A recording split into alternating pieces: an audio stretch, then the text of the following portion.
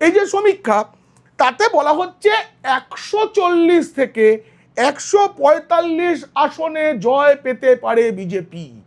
I-PAC এই report দিয়েই সতর্ক করেছে তৃণমূলকে, সেটাকে কমিয়ে তৃণমূল নেতারা একান্ত আলোচনায় 130 বলছেন, আর প্রকাশ্যে বলছেন 100 কম।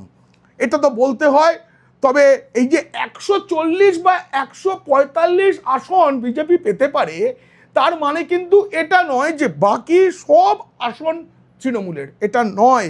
এবার মিম একটি বা দুটি, হুমায়ুন কবিরের দল একটি, এবং আইএসএফ একটি তো অবশ্যই, দুটি আসনও জিততে পারে।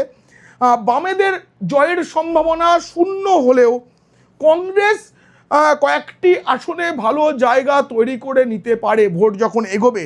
তবে কটা আসন কংগ্রেস পেতে পারে সে ব্যাপারে সমীক্ষায় কিছু বলা হয়নি, খালি বলা হয়েছে এখন যা পরিস্থিতি, মার্চ মাসের 19 তারিখ পর্যন্ত যে সমীক্ষা, তাতে যে পরিস্থিতি, তাতে তৃণমূল সর্বোচ্চ 147 আসনে জয় পেতে পারে।